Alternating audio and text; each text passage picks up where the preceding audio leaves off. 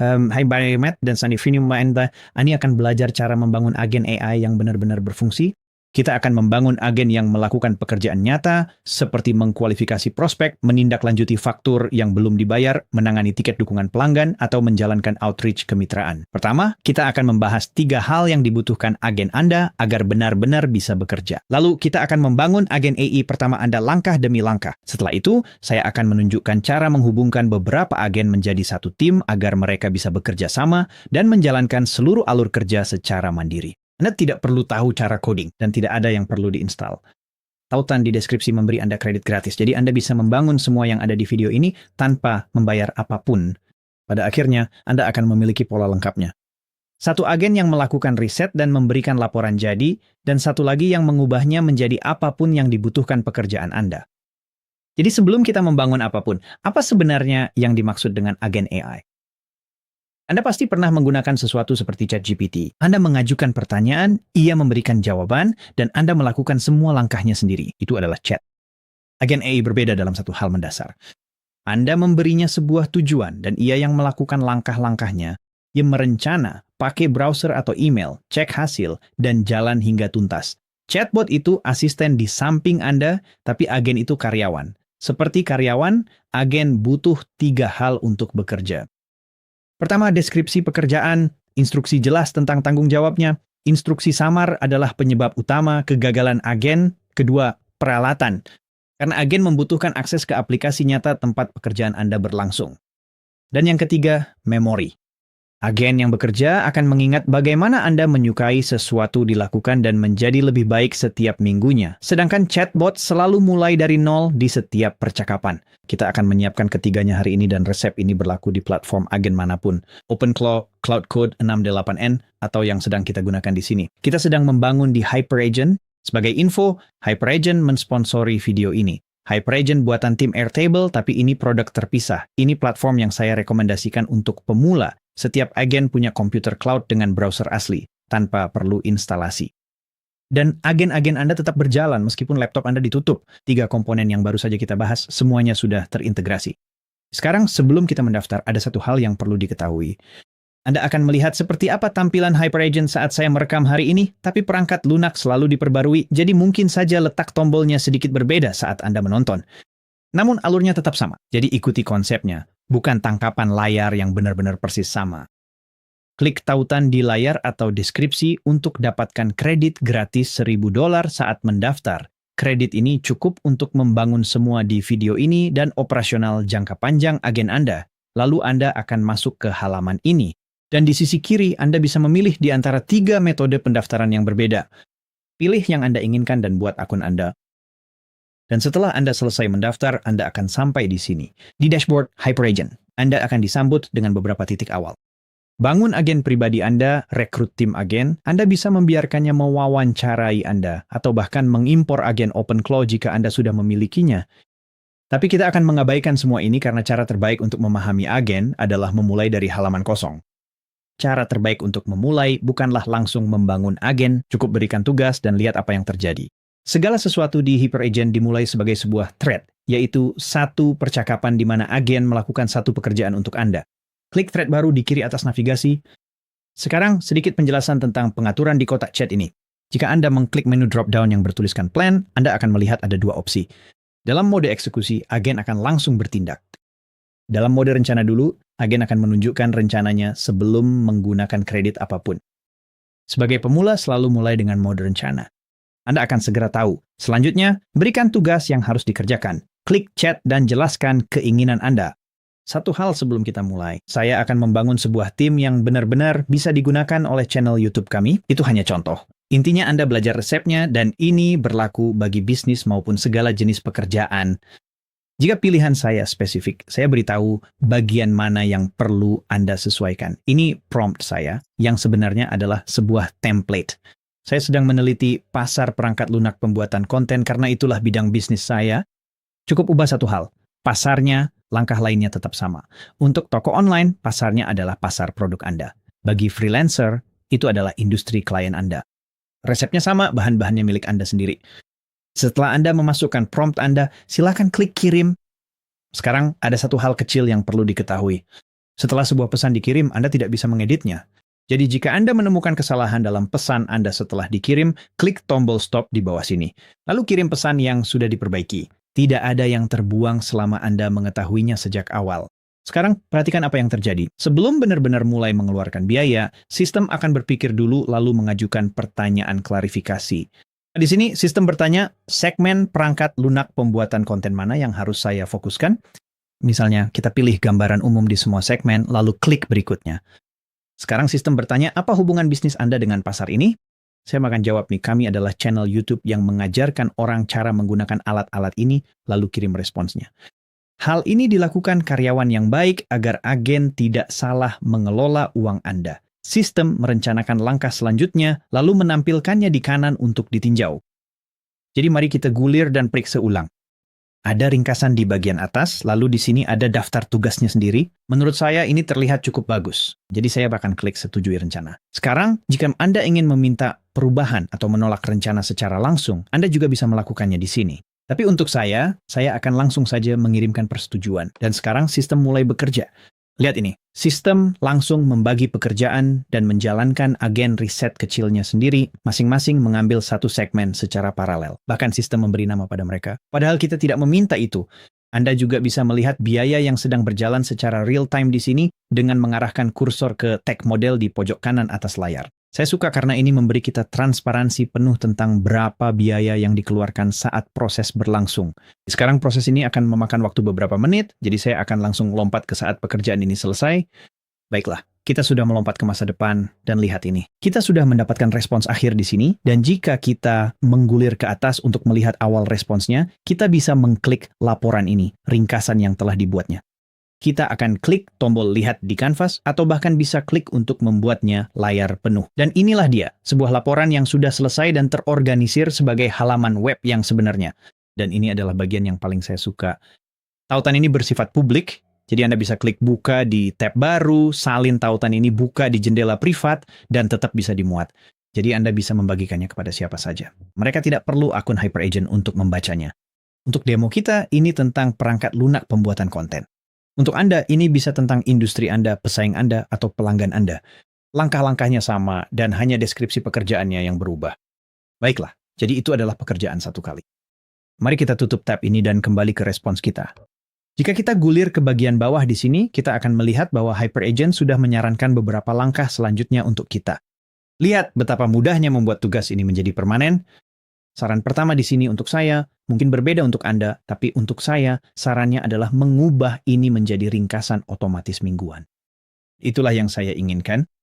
Jadi mari kita klik saja itu. Dan ini memuat prompt yang sudah dibuat sebelumnya. Di sini tertulis, simpan ini sebagai agen dan aktifkan mode langsung. Jadi saya akan mendapatkan ringkasan perangkat lunak pembuatan konten ini secara otomatis setiap minggu. Sistem ini menganalisis untuk memberikan respons. Dan ketika selesai, sistem akan kembali dengan kartu agen rancangan. Anda bisa mengklik drop-down untuk melihat detailnya dan membaca apa yang akan dibuat. Jadi di sini ada prompt system. Di sini tertulis, Anda adalah kreator Tools Weekly, seorang analis riset yang membuat ringkasan pasar mingguan yang tajam dan terpercaya tentang industri perangkat lunak pembuatan konten.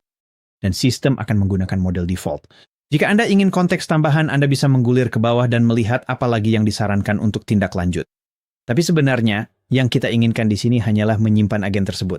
Jadi mari kita lakukan saja itu. Jika Anda ingin mengubah sedikit prompt sistemnya, Anda juga bisa mengklik tombol edit sebelum menyetujui, tapi Anda juga selalu bisa melakukannya nanti. Sekarang Anda akan melihat begitu saya mengklik simpan agen, kanvas di sisi kanan berubah warna. Ini menandakan bahwa sekarang thread ini sudah terhubung dengan agen dan ini bukan lagi thread generalist. Jadi mari kita klik, lihat agen yang akan terbuka di tab baru, dan di sini kita bisa melihat gambaran umum dari agen baru kita. Sekarang, hal pertama yang ingin saya lakukan adalah memberikan nama yang sedikit lebih ramah untuk agen kita. Creator Tools Weekly memang deskriptif, tapi tidak terlalu enak dilihat. Kita cukup klik 2 kali pada namanya, lalu saya akan menamainya Scout dan tekan Return di keyboard saya untuk menguncinya. Sekarang ada 2 hal penting yang perlu dicek di halaman ringkasan untuk agen ini. Pertama, batas anggaran per query. Ada tombol pengaturannya di sini jika Anda klik tab model dan gulir ke bawah. Jika Anda ada mengaktifkan batas anggaran per query ini, maka akan membatasi berapa banyak yang boleh dikeluarkan dalam satu kali proses, sehingga tidak akan ada kejutan biaya. Saya akan menetapkan batas saya di $10 per query, itu sudah cukup baik untuk saat ini. Kedua, jadwalnya. Klik pada More, lalu Invocations, atau Anda juga bisa melihatnya di panel sisi kanan di sini. Anda bisa melihat di tab Invocations ini terdapat kartu jadwalnya dan menampilkan jadwal saat ini setiap minggu pada hari Senin pukul 8. Anda bisa mematikan atau menyalakan jadwal ini dengan tombol ini atau klik 3 titik untuk mengeditnya atau bahkan menjalankannya secara manual sekarang. Sekarang untuk halaman Invocation yang lebih luas ini, inilah semua cara untuk membangunkan agen Anda. Secara terjadwal dari thread ini, melalui email, dari aplikasi lain, melalui webhook, dan omong-omong webhook itu hanyalah cara satu aplikasi secara otomatis memberitahu aplikasi lain untuk berjalan. Dan bahkan ada mode live di bagian atas sini, di mana agen akan terus memeriksa secara mandiri pada interval tertentu dan hanya memberitahu Anda ketika ada sesuatu yang penting. Sekarang, satu hal yang saya hargai, sebelum Anda mengaktifkan live mode, jika Anda klik setup, akan ditampilkan estimasi biaya per hari dan per bulan. Secara pribadi, saya lebih suka sebuah platform memberitahu saya biaya-biaya ini di awal daripada mengejutkan saya di tagihan nanti. Kita tidak perlu mengaktifkan mode live untuk laporan mingguan. Jadi saya akan langsung keluar dari mode ini. Tapi ada tugas-tugas lain yang mungkin dilakukan agen Anda, di mana Anda mungkin ingin memeriksa sesuatu secara rutin. Jadi live mode adalah tempat Anda mengatur hal tersebut. Sekarang bahan kedua, alat. Agen Anda sudah memiliki kotak alat yang lengkap di dalamnya. Izinkan saya tunjukkan apa saja yang ada di panel ringkasan sebelah kanan ini. Anda bisa mengklik menu drop-down alat untuk melihat gambaran umum tingkat tinggi tentang alat apa saja yang Anda miliki. Atau jika Anda mengklik menu More, Anda bisa masuk ke tab Tools. Dan di sini Anda bisa melihat detail lebih lanjut. Jadi, dengan menggulir ke bawah, Anda bisa melihat fitur-fitur yang sudah tersedia secara default. Agen Anda dapat mencari di web, menjelajahi situs web nyata, membuat dokumen, membuat slide dan presentasi, bahkan menghasilkan gambar, video, dan audio tanpa Anda perlu menghubungkan apapun. Lalu di atas semua itu, ada integrasi. Jika Anda menggulir kembali ke atas, Anda bisa mengklik tab Integrations. Ini adalah aplikasi-aplikasi tempat pekerjaan Anda benar-benar dilakukan. Jika Anda mengklik tombol plus di sana, Anda bisa melihat banyak integrasi yang sudah dibuat sebelumnya dan bisa langsung dihubungkan, termasuk Airtable, Dropbox, GitHub, Gmail, Google Calendar, Google Drive, HubSpot, Microsoft, OneDrive, Slack, dan masih banyak lagi yang lainnya. Hubungkan integrasi per agen, bukan global, agar agen hanya mengakses alat yang diperlukan. Jika alat tak ada di galeri, gunakan opsi MCP Custom. MCP adalah standar terbuka untuk menghubungkan agen ke berbagai aplikasi. Jadi cocok untuk susunan alat apapun. Untuk Scout, kami hanya butuh Slack yang akan dibahas khusus nanti. Disinilah Scout berhenti menjadi alat dan mulai menjadi rekan kerja. Secara default, agen-agen merespons di Slack dengan satu nama hyperagent bersama, tetapi Anda bisa memberikan setiap agen identitasnya sendiri dengan nama dan wajahnya sendiri. Sehingga tim Anda berbicara dengan Scout seolah-olah Scout adalah seorang rekan. Prosesnya hanya memakan waktu beberapa menit dan Anda hanya perlu melakukannya sekali untuk setiap agen. Di halaman ringkasan agen Anda, klik tombol tambahkan ke saluran Slack di bawah bagian pemanggilan di sebelah kanan. Sekarang saya ingin menekankan di sini, Anda juga bisa melakukan ini untuk Telegram, tetapi tim kami bekerja di Slack, jadi saya akan memilih yang itu. Di halaman berikutnya, Anda perlu memilih workspace yang ingin digunakan, lalu izinkan aplikasi HyperAgent untuk mengakses Slack. Jadi saya akan langsung klik tombol izinkan. Selanjutnya, Anda akan kembali ke HyperAgent dan Anda akan melihat sebuah modal untuk konfigurasi Slack. Sekarang, seperti yang saya sebutkan secara default, semuanya menggunakan bot bersama dengan nama HyperAgent, tetapi Anda bisa mengatur identitas Slack lain. Jadi itulah yang akan kita lakukan. Klik atur identitas Slack, lalu Anda akan mendapatkan pop-up lain dengan beberapa instruksi. Di sini, klik tautan yang bertuliskan manajemen aplikasi Slack, lalu klik hasilkan token. Pada drop-down, pilih workspace Anda dan klik hasilkan. Di kolom access token, klik salin, lalu kembali ke tab HyperAgent Anda. Gulir ke bagian bawah jendela pop-up tersebut dan tempelkan token konfigurasi Anda. Lalu klik berikutnya. Selanjutnya, Anda akan memberikan nama untuk bot Anda.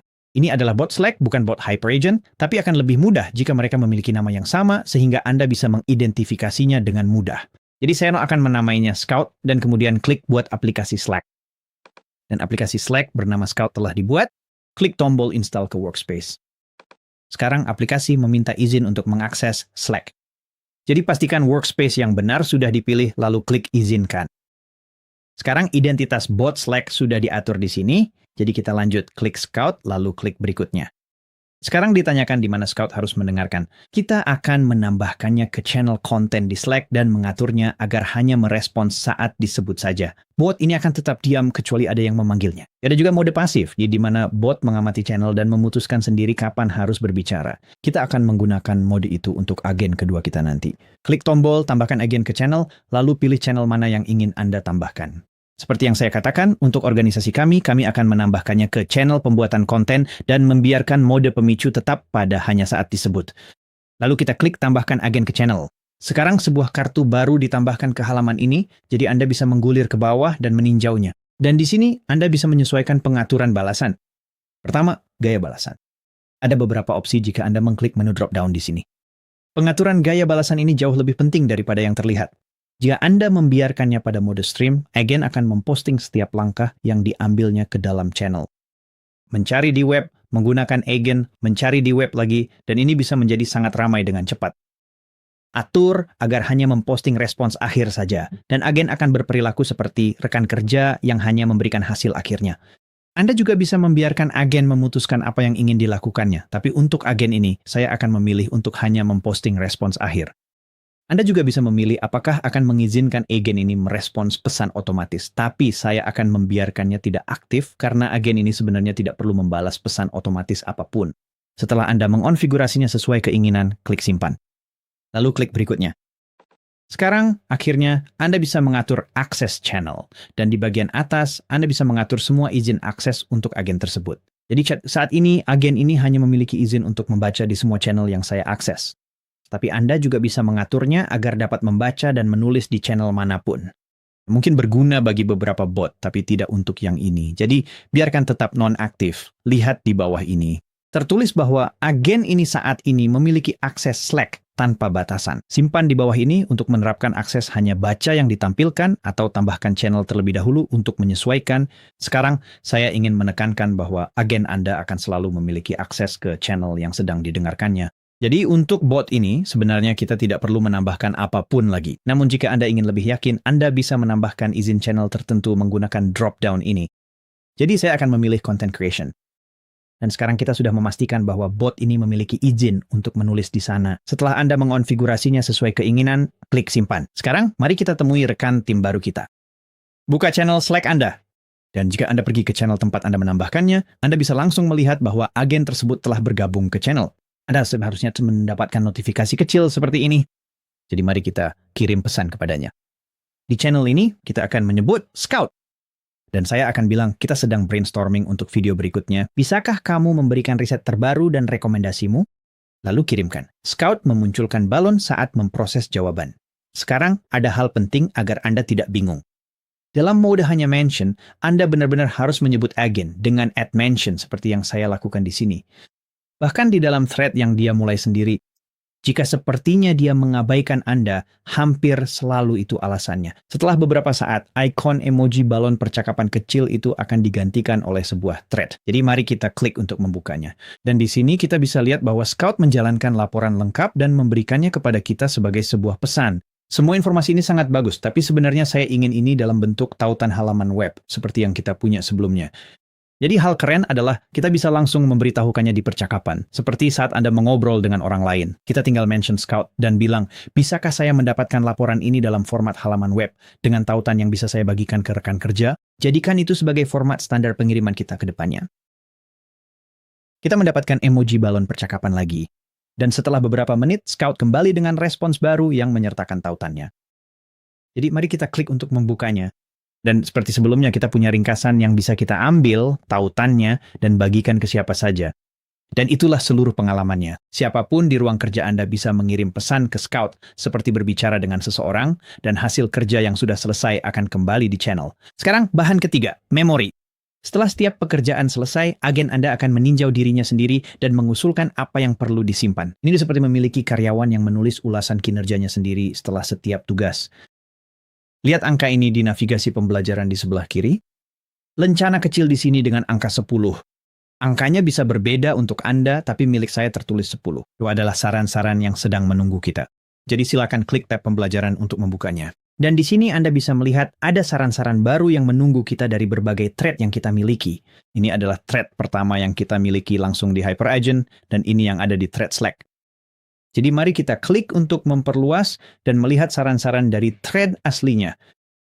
Di sini Anda bisa melihat ikon otak yang menyarankan memori-memori baru. Anda bisa mengklik salah satu dari ini untuk memperluas dan melihat detail lebih lanjut. Dan Anda bisa klik abaikan jika menurut Anda itu tidak relevan, atau klik simpan untuk menguncinya.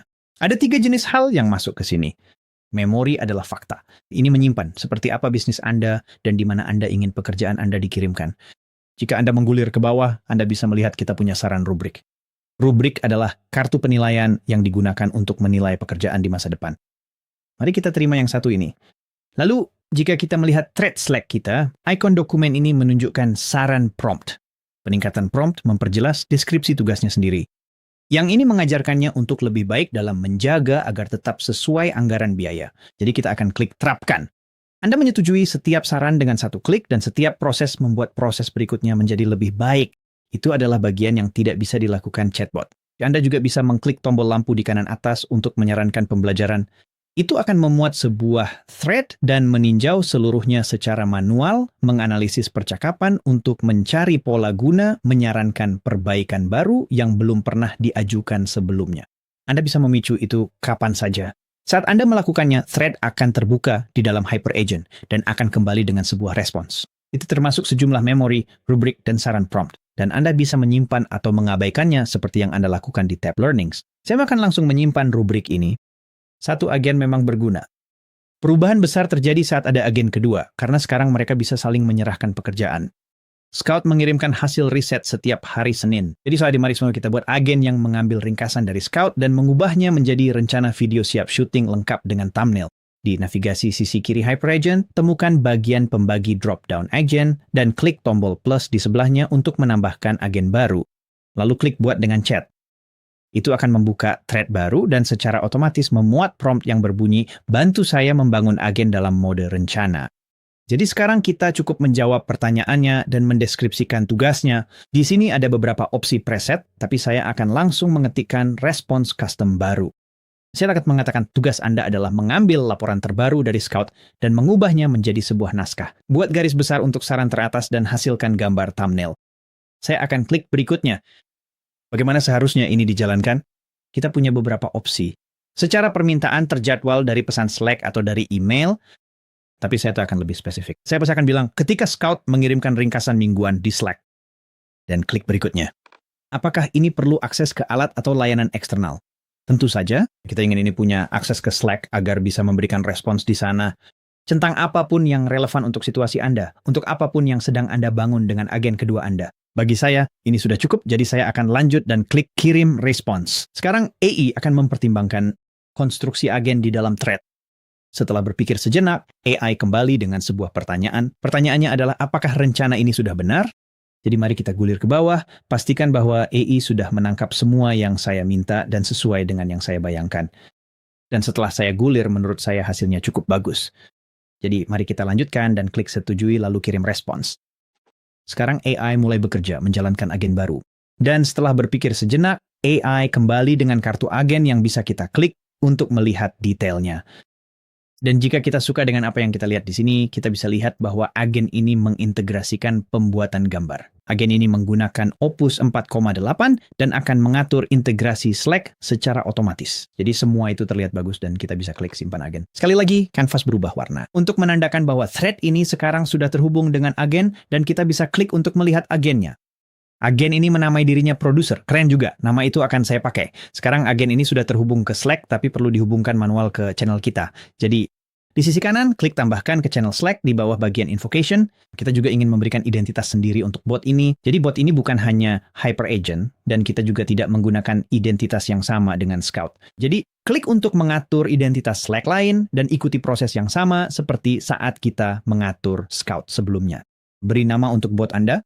Sekali lagi, saya akan samakan dengan yang kita punya di HyperAgent. Jadi kita akan menamainya Producer dan klik buat aplikasi Slack. Baiklah, aplikasi Slack Producer sekarang telah dibuat dan akan diinstal ke Workspace pada halaman berikutnya. Pastikan Workspace yang benar sudah dipilih, lalu klik izinkan.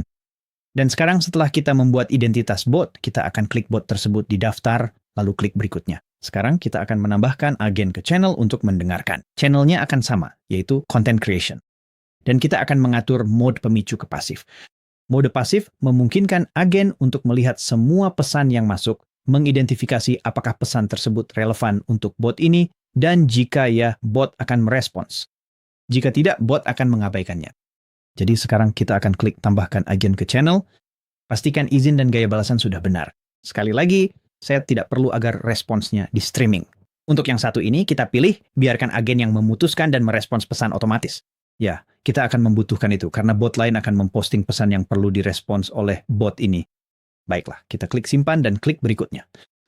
Dan sekali lagi, saya sudah menjelaskan halaman ini sebelumnya, tapi untuk memastikan, kita lanjutkan dan berikan aksesnya. Akses untuk menulis ke channel pembuatan konten dan klik simpan. Sekarang Slack seharusnya sudah terhubung sepenuhnya. Jika itu tidak langsung muncul di halaman HyperAgents Anda, silakan segarkan halaman dan Anda seharusnya bisa melihatnya muncul. Di sana, kita bisa melihat bahwa itu sudah muncul di salah satu channel Slack. Jadi mari kita buka channel Slack kita dan sapa. Di thread ini yang sudah kita miliki dengan Scout, mari kita sapa saja. Kita akan bilang, "Hai, produser, bisakah kamu melihat laporan terbaru dari Scout?"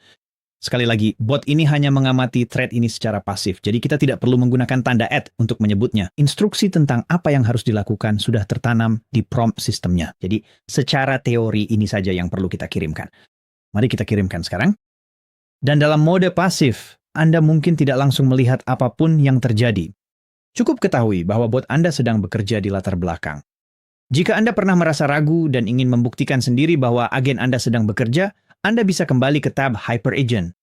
Dan di halaman ringkasan, segarkan browser Anda, lalu Anda bisa melihat thread-thread terbaru di sini. Ada thread Slack yang telah diambilnya.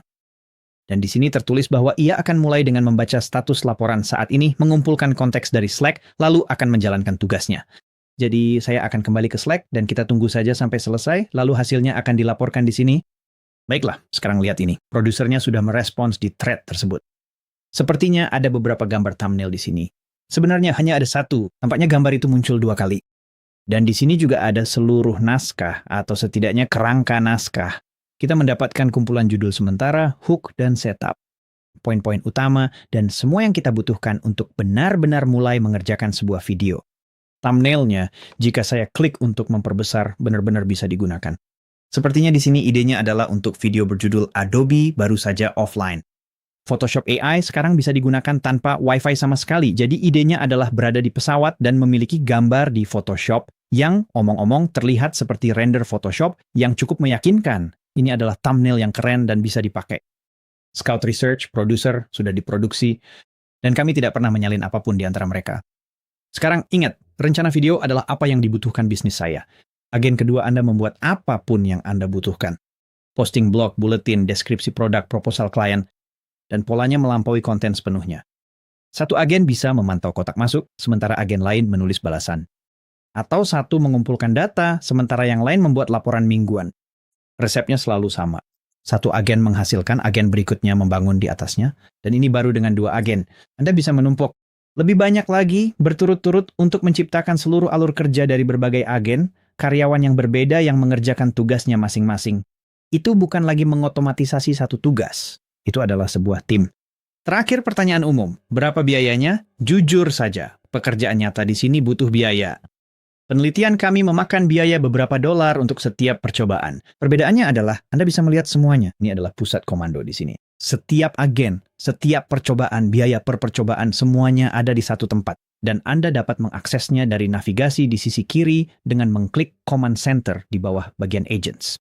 Jadi di sini kami melakukan 2 percobaan dengan agen Scout, satu di thread, di HyperAgent, dan satu lagi di Slack. Jadi jika kita menggulir di sini, kita bisa melihat ada 2 percobaan dan biaya per percobaannya. Dan total biayanya adalah $12 dan 64 sen untuk kedua percobaan tersebut. Di bagian atas kita memiliki ringkasan. Kita bisa melihat berapa banyak agen yang kita miliki. Berapa yang sedang aktif saat ini. Saat ini 0.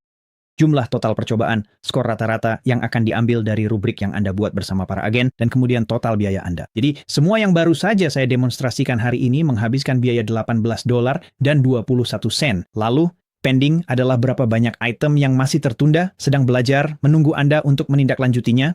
Anda bisa melihat tren skor seiring data eval masuk dari waktu ke waktu.